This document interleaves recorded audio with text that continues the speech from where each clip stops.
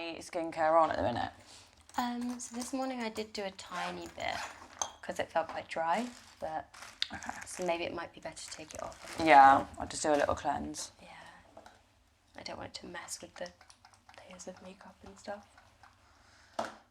Yeah, because I feel like a lot of people, they use, if you use like hyaluronic acid, it can literally just crumble the makeup. Yeah, that's exactly what I used, so. Oh, really? Yeah. Yeah, people are always like, oh, my foundation's not sitting well or something. And I'm like, better use hyaluronic acid. And they're like, yeah. I'm like, yeah, that's why. Is it just too, like, slimy or something? I don't know. I think obviously it's inactive. So I guess that maybe just the way that it sits on your skin, it just doesn't let the oiliness of the foundation sit. It just, yeah, the same with people that used, was it tretinoin?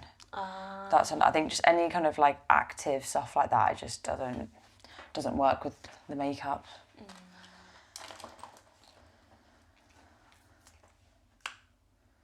Oh, this one feels really nice. Yeah, it's Tatcha. I love their stuff. I feel like the kind of like Asian skincare, they just know what they're doing. Yeah.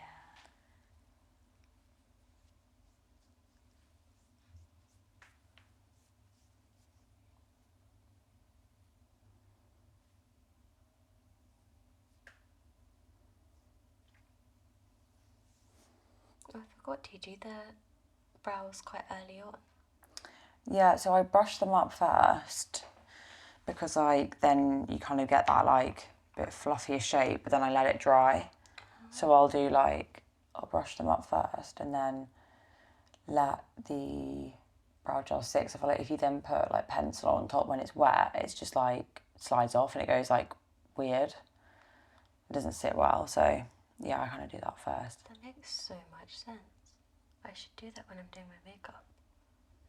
Yeah, just because then I feel like the gel like doesn't let the pencil sit well, and it will go all like patchy and weird.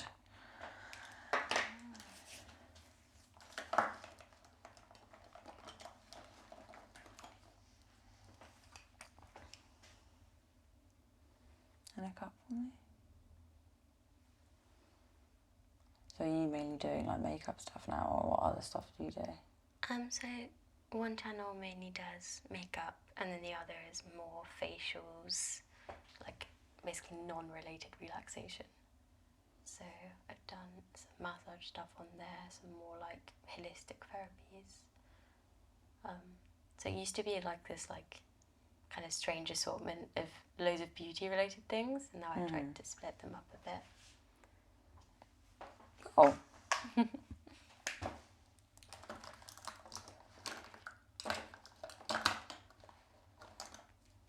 Emie, I have an unhealthy obsession with watching makeup videos anyway, so... Oh, really?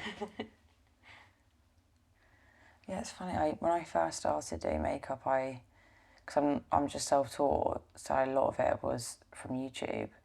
But it's funny, as soon as I was kind of doing it full time, I just lost interest in watching it. I think maybe when you just do it all day, you then don't want to go home and watch it again. Yeah, yeah. Do you reckon that you'd move to London? I don't think so. I hear most days anyway that like I don't feel the need to live here as well. I don't know. And pay the rent. Yeah, basically that. Yeah. This one's the eye primer, right?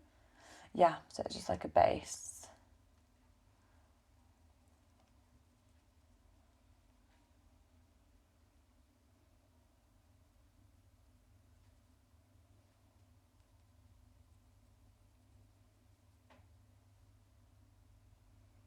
Can you look up for me?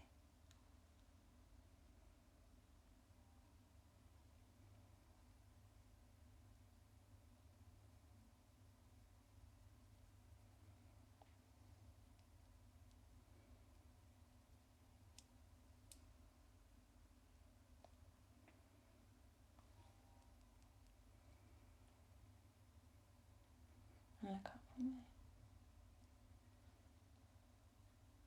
And close.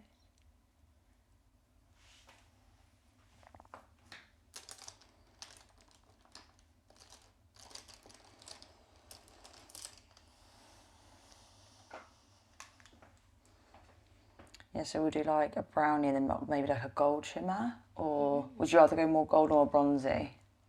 Oh, maybe gold? Okay, I cool. like both though. Okay, cool. The idea of browns and nudes sounds like really nice to try.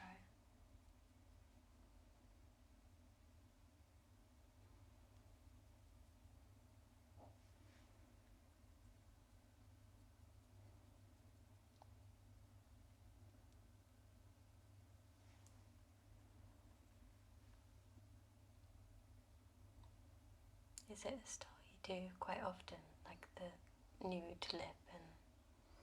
Yeah, I think so. I feel like my makeup style's quite natural. Yeah, I feel like brown kind of colour. I mean, I guess certain browns don't suit everyone, but I feel like I like that it's just kind of a bit of like a wash of colour or just like complements your natural features a bit more. I've never really been, maybe when I started makeup I liked kind of experimenting with colour, but I just never really been one of those more like editorial makeup artists that do all like crazy colours and shapes. Like I've always just liked to make people just look enhanced and pretty. I think that's why I've kind of accidentally fallen into doing a lot of weddings. So I always thought I would be more like doing fashion and shoots and stuff like that, but the last 2 years I've kind of started off a bit not purposeful, and then now I'm like with AI. I'm like, AI is coming for my job. So Makeup? yeah, AI is with shoots, especially with like shoots and like on-screen stuff, because what they're doing is models are creating, they're calling them like twins of them, so they literally get like an AI model of themselves, and then companies can then basically just buy that model for the day or whatever, and then put makeup on them, put clothes on them, and just they're like an online doll. So it obviously means like no photographer needed, no makeup needed, no lighting, because it's all just on a computer. Just need the subscription service. Yeah.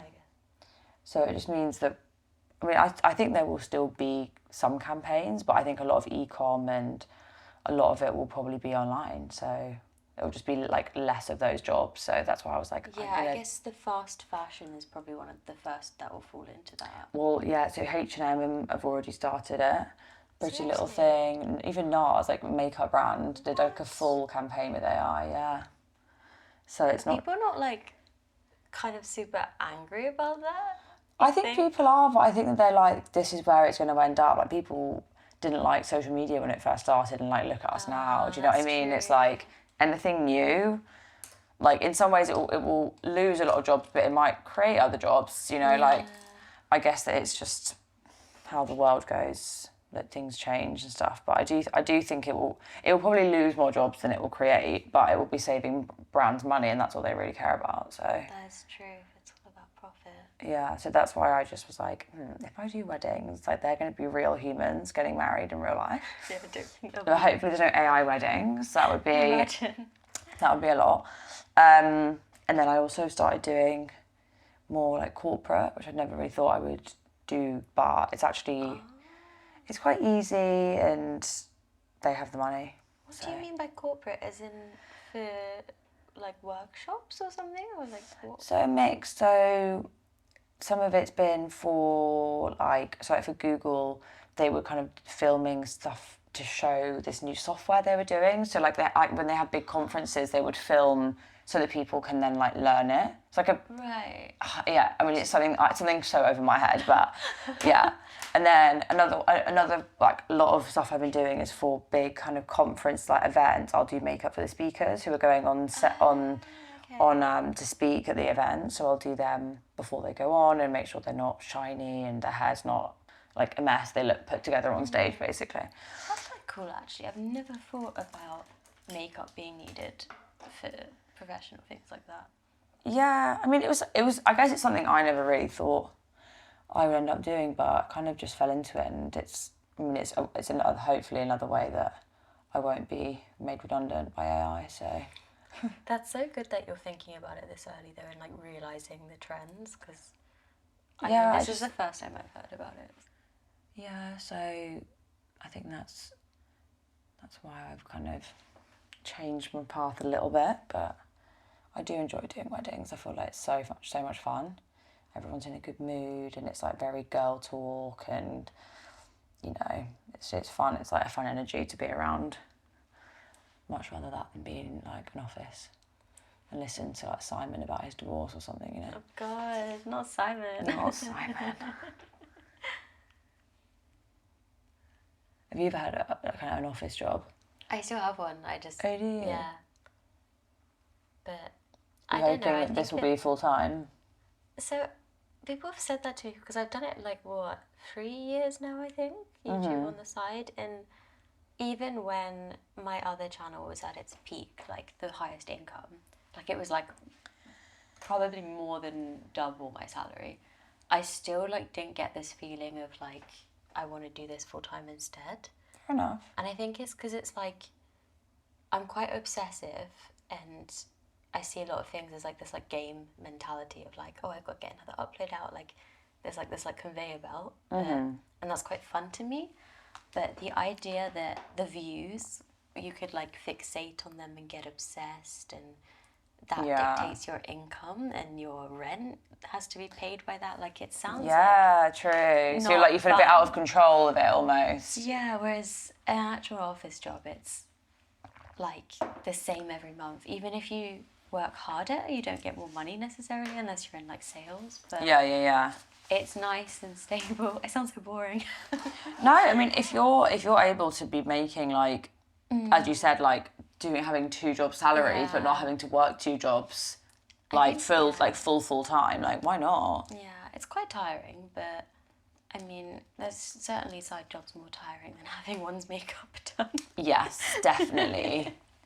It's definitely more glamorous than, you know, could be a bin man or something on the side. Exactly. Like, at least you're getting your makeup and hair Well, I done. know a lot of people do taxis. Taxi drivers is like a popular side one recently, I think.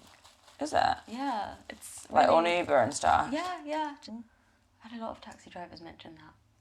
I was like, damn, that's hard in the evenings.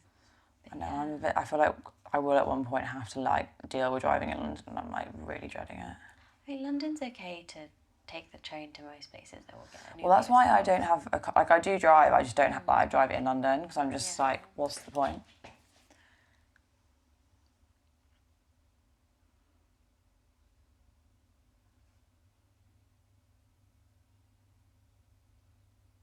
Relax your eyes for me.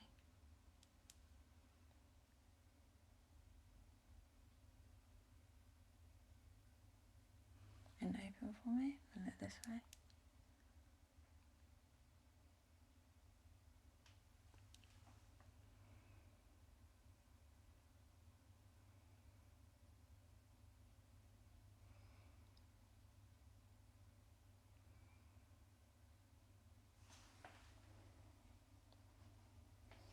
And close.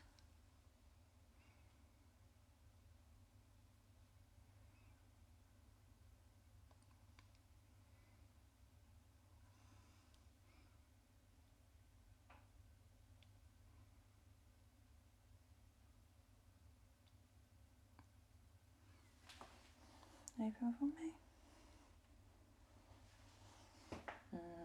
Actually, maybe turn to that way for me.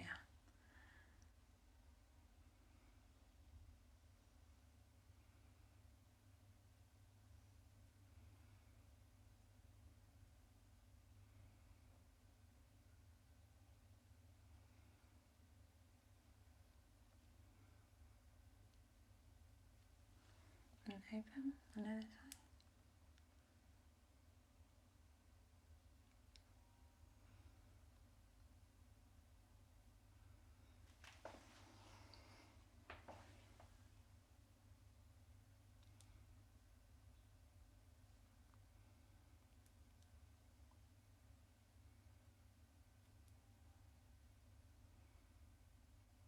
And close for me.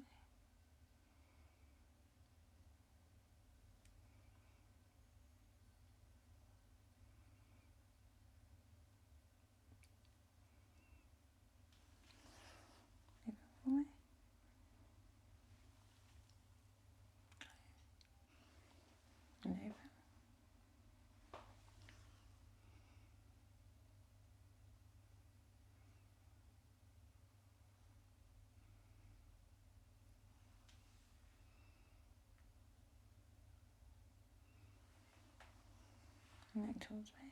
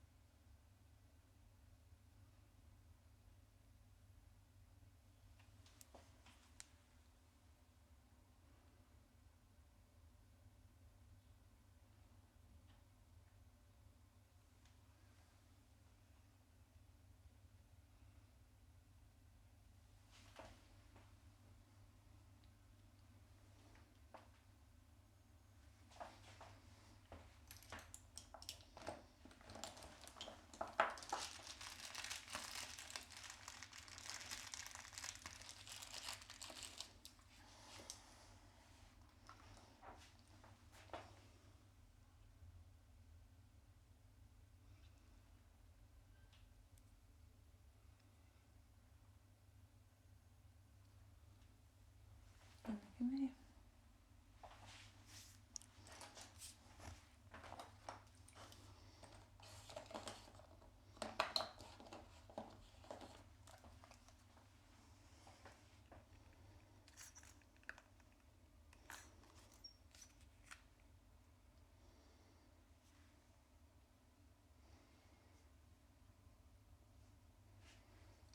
This is like a primer.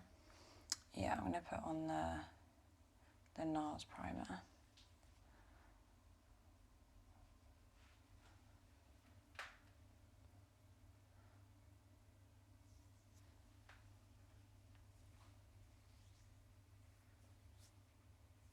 What sort of primers do you normally use? I don't. I just kind of use BB cream, like just by itself. So Fair. I really don't wear much makeup, and if I do, I like it to not feel like makeup on days off.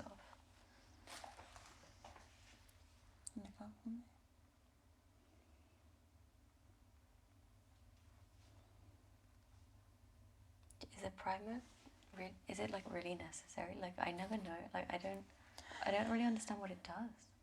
Yeah, I feel like I think that they do work, especially like ones that are more like mattify. I think close for me. Like I think if people have oily skin, I do think it does give a bit of oil control. So it just, especially when it's like people, if they have kind of combination, like they're oily in the T-zone and then the rest is normal, it kind of just creates a bit of a barrier so that it's all on like a level playing field. It stops the oil coming through and it being like, just makes it a bit more even. But yeah, I mean, yeah, some people are like, I don't see the point, but I think that's maybe just like their skin type. But each to their own, you know. No, that makes a lot of sense about the oil control. I've never thought about it that way, because the foundation isn't really doing any of that per section, like with T-zone and cheeks and stuff. So it makes a lot of sense. Yeah. Yeah, I think it just depends on different skin textures, really, stuff like that.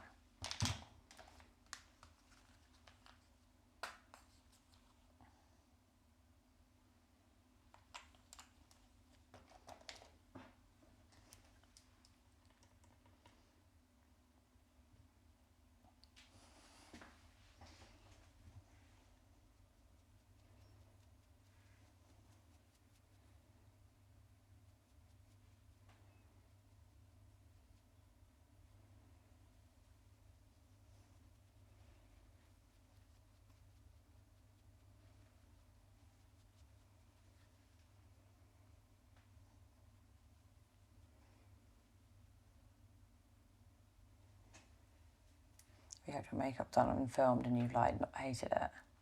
I don't think so far.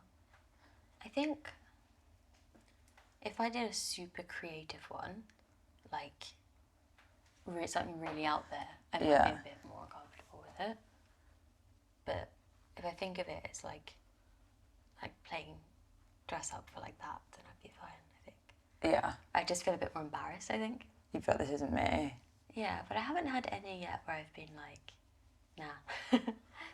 But some of them are so different. Like, I had some Korean makeup and I was like, the style, it is so different to British style, yeah.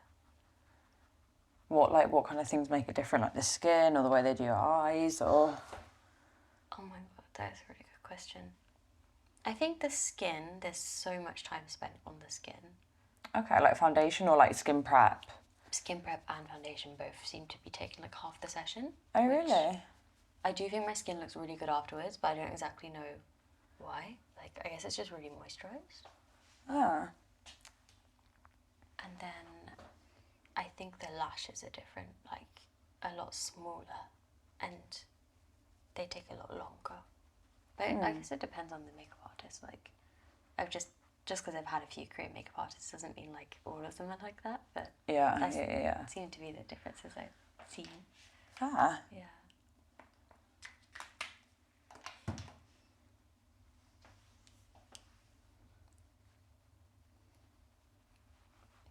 Do you like to apply foundation with brushes as opposed to the little puff things? Yeah, I feel like, especially where with like lighter kind of coverage foundations, I think if you put it on too dense, I feel like it just sits wrong. I feel like brushing more like pushes it into the skin a bit more and like it buffs better. I think maybe if you're wanting something more full coverage, I would use a sponge where you're like wanting it to be heavier. Yeah, this foundation feels really nice. Yeah, it's the Laura Mercier Sheer Glow. So it's not super heavy, but I feel like it gives like a nice coverage, but it's quite glowy and it's not like heavy on the skin. Yeah, not at all. It feels a lot less cakey than other foundations I've worn.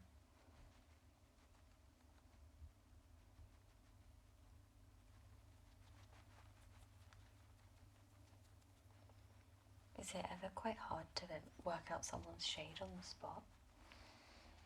Not really. I feel like sometimes people have, like, especially because I do quite a lot of Asian bridal, I feel like sometimes they can have like kind of discoloration around like their mouth or their like under eyes are a lot darker, so I feel like it's harder to even that out maybe. Like I have to use like the colour correctors or things like that.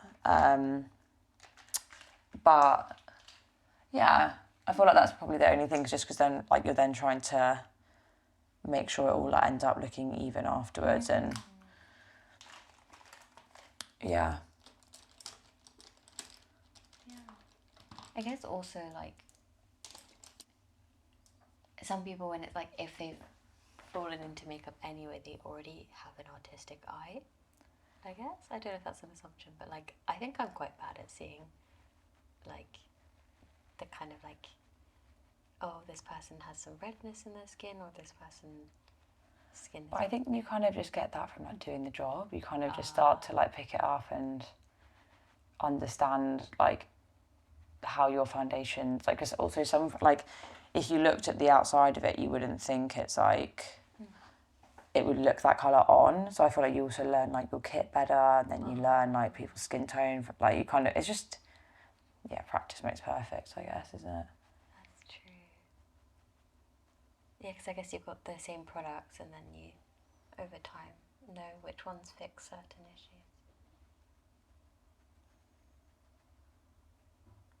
Do you have like an ultimate favourite product?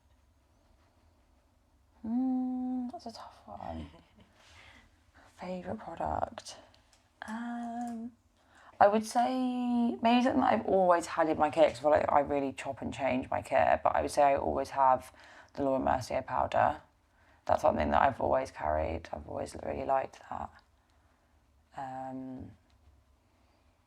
just think it sits really well. Can't think what else I'd be like absolutely obsessed.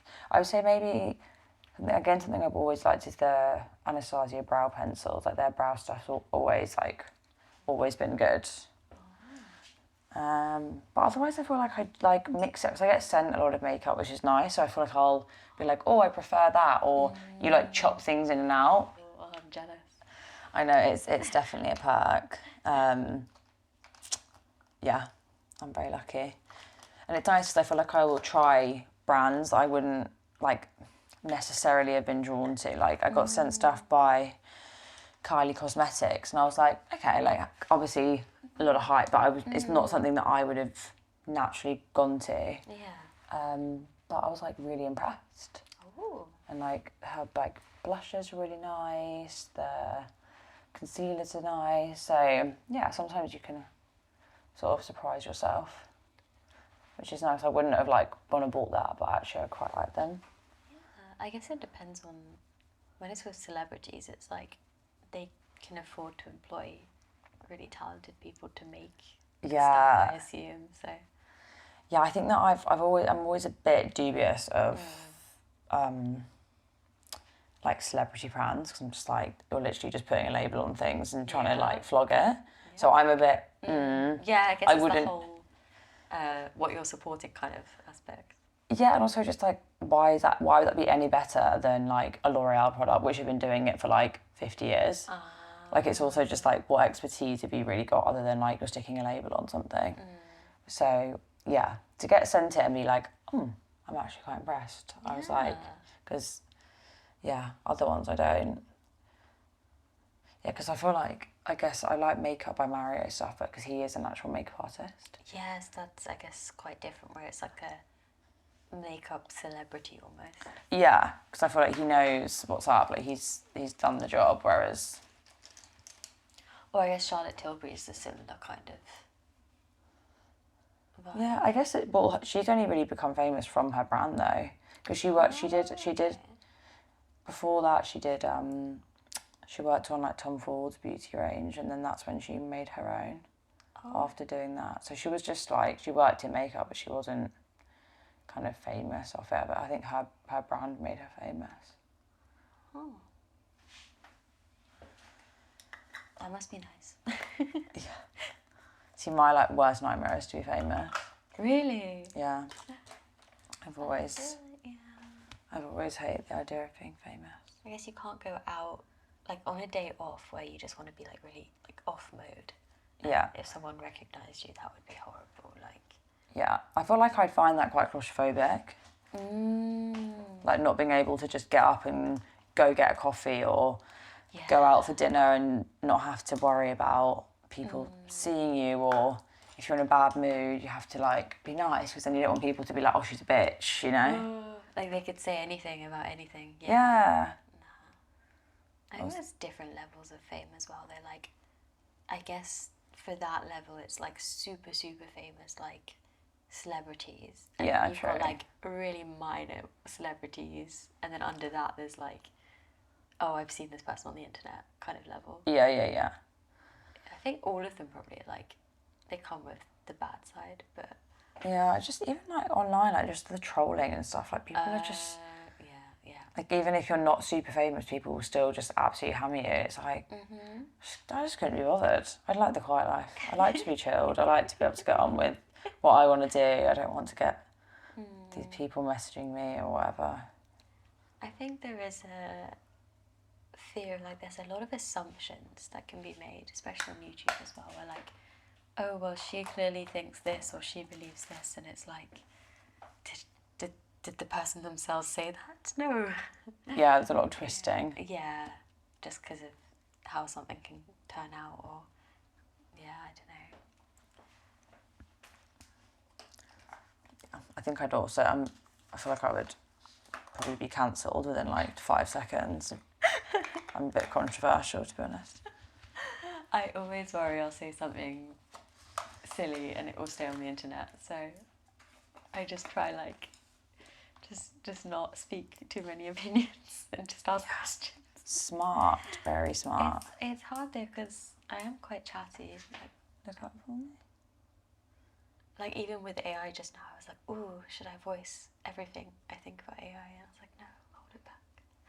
Well, I feel like it's also good to, because I feel like you might say something a lot of people are thinking, and it's not necessarily like that's true. a bad thing. Yeah. I also think AI is like such a conversation now.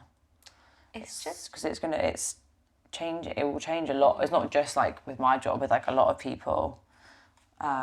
So I think a lot of people are kind of discussing it. I think the H&M campaign, I think that kind of like really kicked it off as a conversation. I can't believe I hadn't heard of that one. Yeah. Like I have a lot of friends who are into art and like kind of more graphic design, and I hear a lot from them about, because I guess they were kind of the first to be impacted, because that's the thing that they were trained to generate most in terms of the art side of things. I really hadn't heard about makeup. That's like crazy. Yeah, even the same with like sort of like a lot of like journalists, like those kind of jobs, like press jobs, because a lot of it they can kind of just get like a general gist of a story, and then like AI will write it out for you and do all of, and then writers, I guess. yeah, and then like they'll also do like the spell checking and they're like all that kind of stuff. Publishing, then you probably get editors. Yeah, exactly. So they just run everything through AI, and that will Then again, I guess a lot of editing is connections, so which AI can't really do. Yeah. At least, but yeah, I guess office jobs, some of them. I think PAs are a bit harder just yet, but a lot of like researchy based jobs where it's like, oh, just give me a summary on this topic and Yeah, debrief me, exactly. is gonna go. Or it's already gone, I assume, in terms of what AI can do. But I guess you still need a fact checker though, because AI, or like it depends on the model, but a lot of them like to make up stuff. On AI. Yeah, like they'll be like, oh, here's this fact, and then it's like, where have you even like come up with this, and you fact check it. Like, you know, with Wikipedia we used to like look at the footnotes to double check, and sometimes they'd be a bit dodgy. I think it still does a lot of things like that. Okay. But I'm sure that will be fixed at some point. Yeah, I think it's just only going to get better, which is annoying.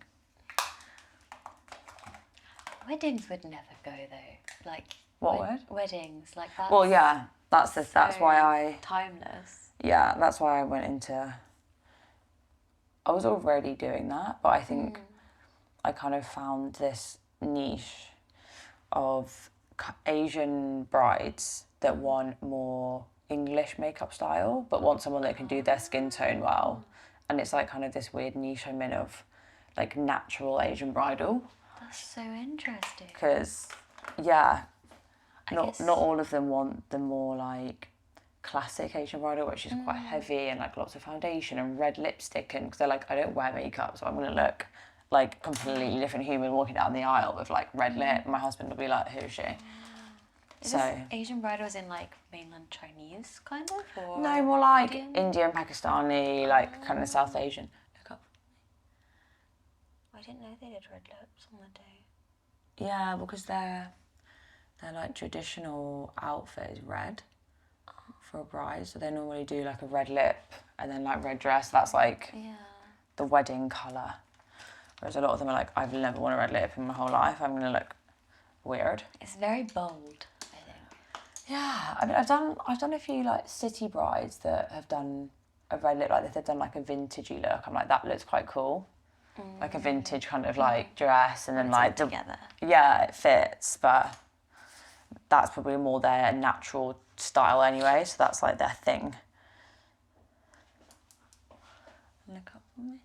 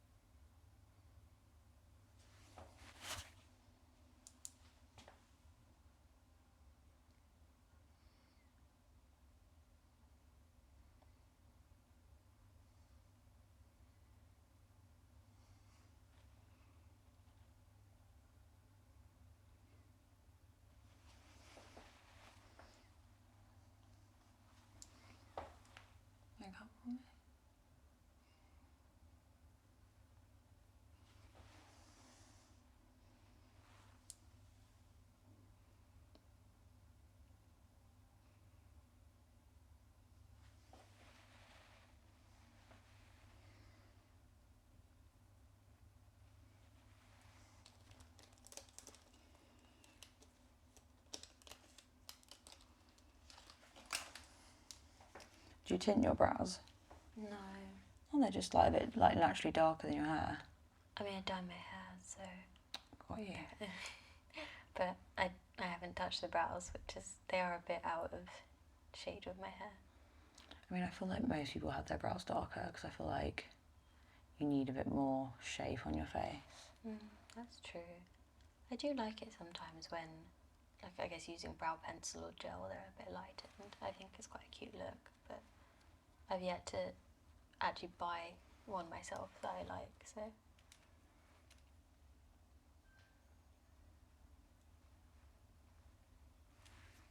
That's safe from me a wee bit.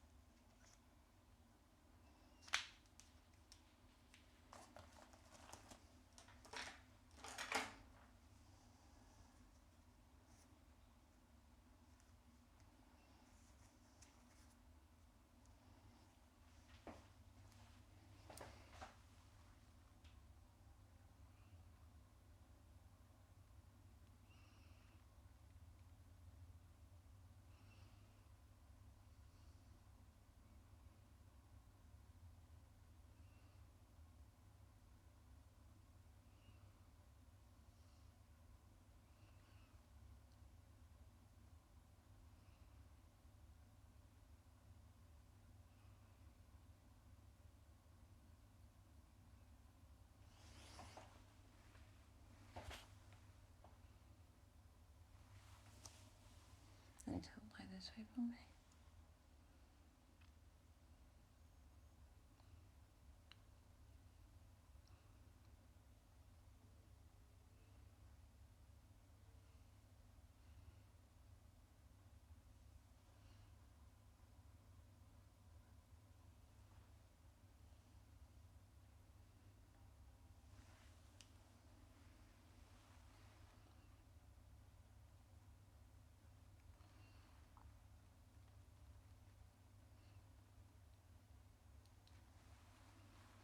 And did we do the bottoms last time or did we do just the top? I can't remember.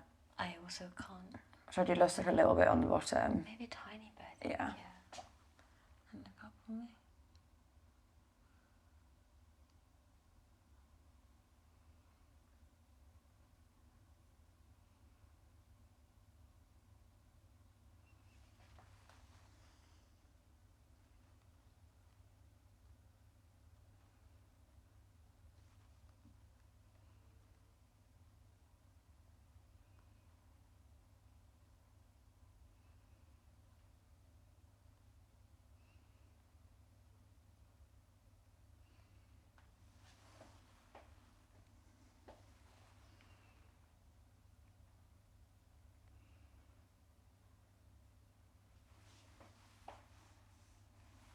Thank you.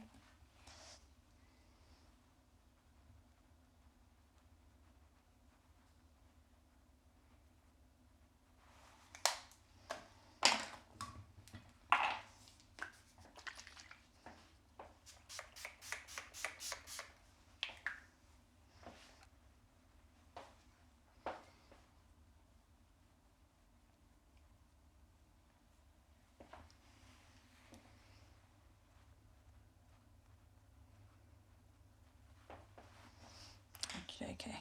Have a look. Thank you. Oh, wow, yeah. That's gorgeous. You like the gold? Yeah. I really like it. Like, I loved last time too, but I think I actually prefer this one. Yeah. I feel like the brownie champagne looks nice. Yeah. It's just nice to try different colours sometimes, isn't it? Just to you surprise yourself sometimes. Definitely. I think I've tried a nude in the past that was probably a bit too pigmented for me. But this one's got like this nice, I don't know, like still girly vibe to it. But Yeah. It's like, yeah, it's lovely. Cool. All right, fab.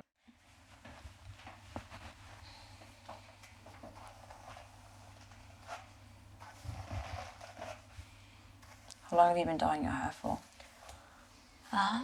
Oh, so long now, like at least 7, 8 years, maybe even longer. I'm mad. Yeah, It's in good condition considering it's bleached. Thank you. Yeah, I apply some oils to the ends quite often. So. Yeah, that's good.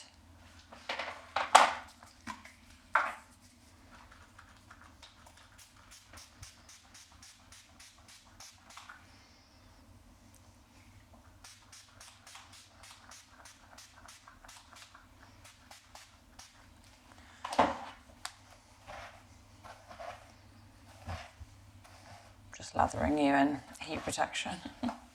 Thank you. Yeah. Yeah, the GH ones, it's really good because it's heat protected, but it also holds the curls better. Oh, okay. So for people, if their hair doesn't hold a curl as well and they don't want to put, that really crispy hairspray, this kind of it's like a pre-hairspray almost. It kind of just makes it hold a little bit better. Oh. Do you feel like your hair normally holds quite well?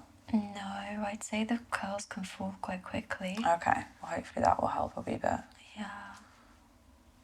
Especially, the moment I step outside, they're gone. Really? Yeah, just the slightest bit of wind. Do you use hairspray? I think even if I do, it doesn't hold as well as I expect often. Okay. But then last time the curls did hold quite well. That's good. Maybe, yeah, the stuff I used was good. I'll do them a little bit tighter then, just so that they'll hold better.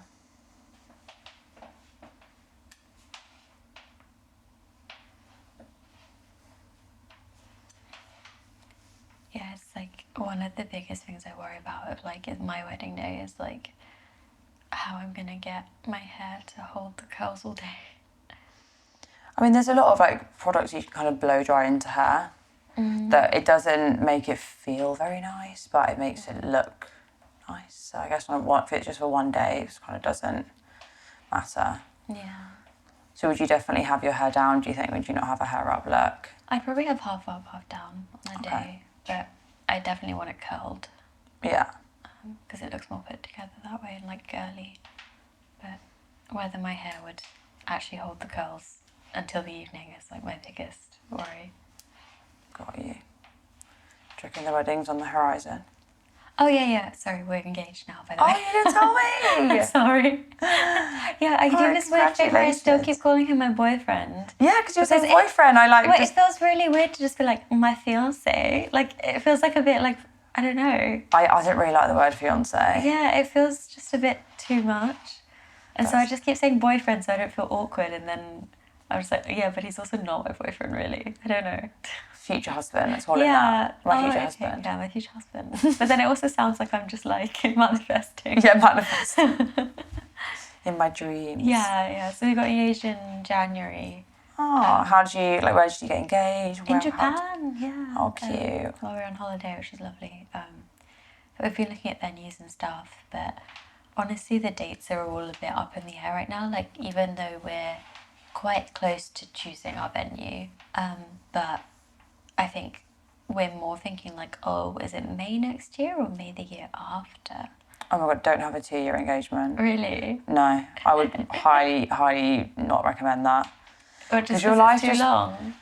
Your life just becomes completely involved in the wedding. Oh. And I also just think that where like trends change and you'll have other people getting married and you'll see like, I just think that you can change your mind and you can be questioning yourself, and I just think that all anyone asks you about, how's the wedding planning, and like having that for a year is like a good level, because it's like you've got enough time, but you're not like, it's not the whole of your life. Whereas I feel like 2 years of people being like, how's the wedding, have you done this, have you done that? I think, yeah, from what like brides that have had long engagements, they were like, I just want this to be over now. They almost get to that point and they're fed up with it, which I think is a shame. You want to be excited. You want to be excited. You want to be like really looking forward to it. So I would, my advice from working in weddings, I would say, just do 1 year. I wonder why other people do it so long though. Like, I think some people, they just really want a particular venue. And certain venues, it is literally like a 2-year wait list. Yeah, for the weekends. Or like particular dates that work for them or whatever. So I think sometimes it's that. I don't. But yeah, because one of my friends said that, and she was like, I'm so over it.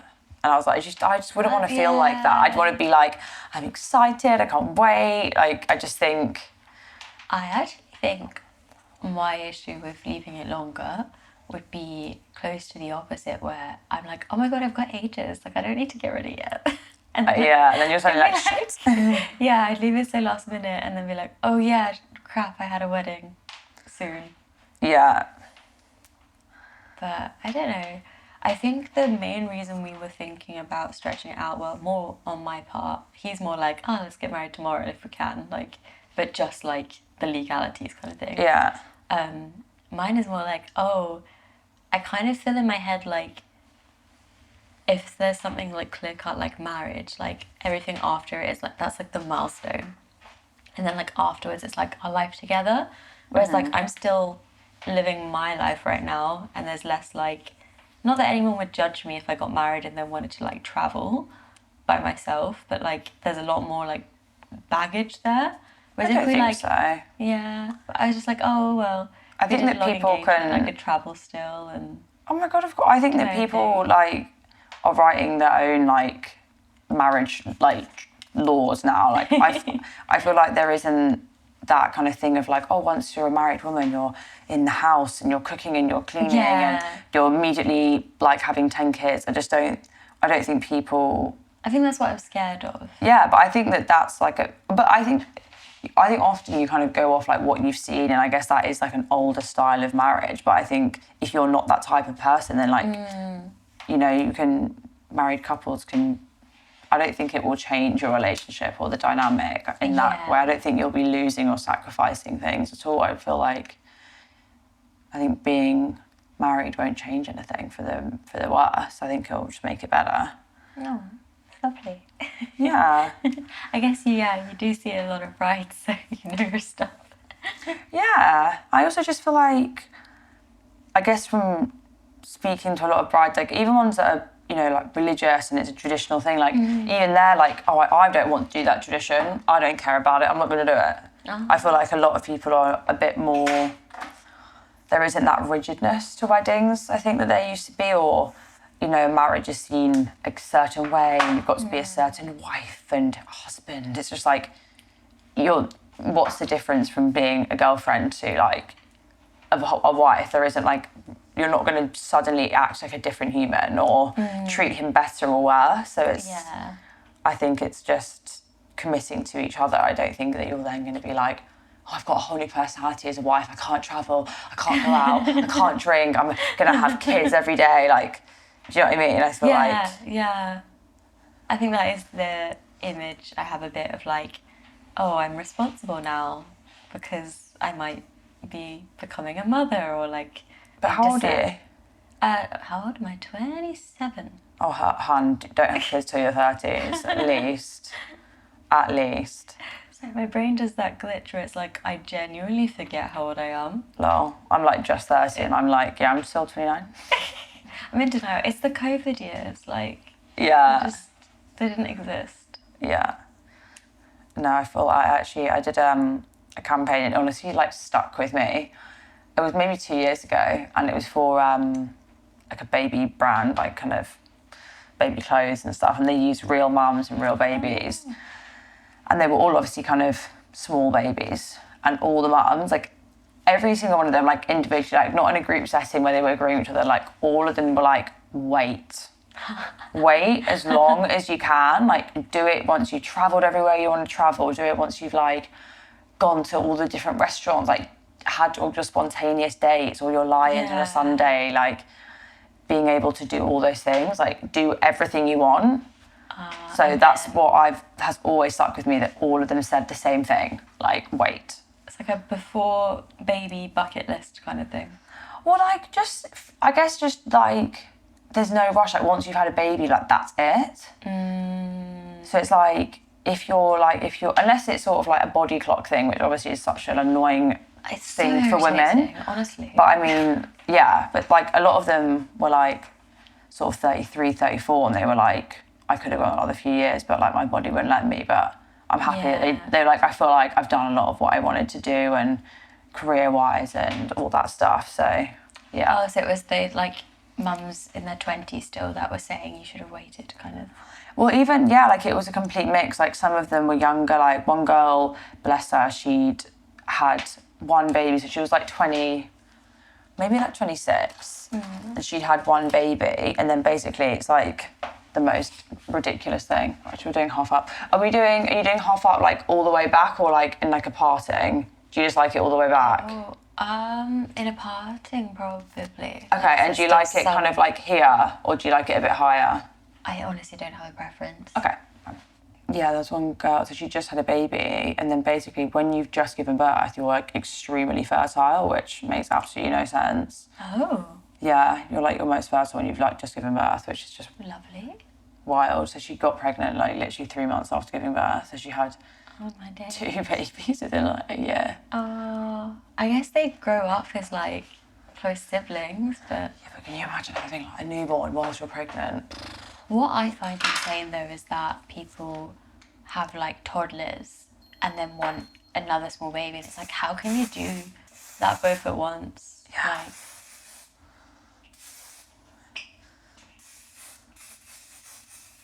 yeah, I would definitely say wait. Hold off on the babies. It is the whole body clock thing that is just... But I feel like there's more women having children in their 40s than in their teens now. Really? Yeah. It's the first time it's happened like ever. But yeah, there's really like a lot. It's really changed. People aren't people It's having like children. our lifestyles, isn't it? Yeah, and I think people are just realising like having kids is like, it's a lot. I mean, you kind of, it's not that your life ends there, but like Your life as you know it ends. Yeah. Yeah. You're a different person because you have to live for someone else as well. Not that you aren't like before with your partner or anything, but Yeah, you just can't be as spontaneous. You Yeah. can't like just go like to the pub because you fancy it in the same way, or yeah. I have a lot of friends that are getting puppies. And I'm like, God. it feels like a test run. Yeah. Yeah, I'm not very into the puppy thing. I'm very adopt, don't shop. I always want to rescue. I think so many backyard breeders that are just not very ethical. Do you want some bits coming out? Yes, please. Yeah, that'd be cute. Yeah, I'm very into like my dogs and stuff like that. I just feel like a lot of people just are trying to make a quick buck, but Yeah. these are like animals, you know, they're not. I don't think they should be used as a job. It's crazy there's an industry there for pets that it's like there's this special breed of that. Like, I've had cats my whole life, but it's never been like, I mean, if someone told me like, what breed is your cat? I'm like, it's a cat. I genuinely don't know. Like, Yeah. But I also think I think the dog thing is such a, probably off social media, there's such like trends. It's like having the French bulldog, and then now it's kind of like having the like Italian greyhound. It's like, Oh. I feel like there's all like the cockapoos and stuff. I just think people kind of want like a dog to like take photos of, which I just feel like they're animals, you know? They like become family more than Yeah, I just think making money off like an innocent. But then I also have quite strong views on having children online as well. I guess it's a similar thing. Yeah. I also just, I feel like they were not allowing a child like a choice. Yeah. I think the vlogs that I've liked most, because like I do like watching like vlogs on like young families and like, because you can kind of visualize and see like, oh, what would I be comfortable with, is a lot of them do it where the child is only ever like, the face is like, what do you call it? There's like an emoji over it or it's blurred or like they're like half in the screen. And then I'm like, this is fine, I think, because you can see their whole family dynamic that they want to show you. Especially like they have a lot of like child rearing tip videos and stuff like that. Yeah. But so it's more just the mum and then like the child's like not the focus of it. Yeah, I think it's more when the child's like the focus of it and they're like, because obviously you know like doing YouTube and stuff is like a job, so I feel like these children are kind of like, they're basically working. yeah there's actually, I listened to like a podcast and they were like talking about this and they're actually trying to bring out laws in California about like making sure that children get the money, because obviously they're the ones working, they're the ones really like the talent in the videos. I guess it depends on the kind of branding of the YouTube channel. Like there's some of them, they literally are like kids in front of a camera just by themselves, right? Like exactly. YouTube or whatever. But. And there was this, they were saying I've not watched it because I feel like I just don't want to have to. Yeah. But there was a documentary about this woman who was like another kind of like YouTube family, and it ended up that she was like abusing the kids. Oh, I think I know this one. It was an American. She was Mormon. Yeah. And like, so a lot of it now, people are like, we're not believing. And it looked like this, I mean, I haven't actually seen it, but it looked like apparently this perfect life. Yeah. Like this ideal and like the trad wife vibes. And you're like, oh, that's all just bullshit. They're actually all being abused. Like, Jesus Christ. I mean, when you have a video of something, it's a tiny snippet. And that's it. And they can just edit out. Yeah, you can edit whatever they want to edit. Yeah. I don't know how people can vlog for their lives. Like, I think I really like the style of content I do because it's like so organised. It's like there's an appointment, I film the appointment and then I'm back to my life. The idea of vlogging where all the lines are blurred between like your time versus internet that's a good time. point. It's like you've got a bit of a like switch off point. Oh, definitely. I don't think I could do vlogging. Like, I've thought about trying it and then like within 10 minutes got annoyed because I was like, oh well, I want to rest now though, like. Yeah. And it's like, no, you need to show what you're eating for lunch, or like, oh, I just can't do it. I couldn't be arsed, no. I'm just not really very technological.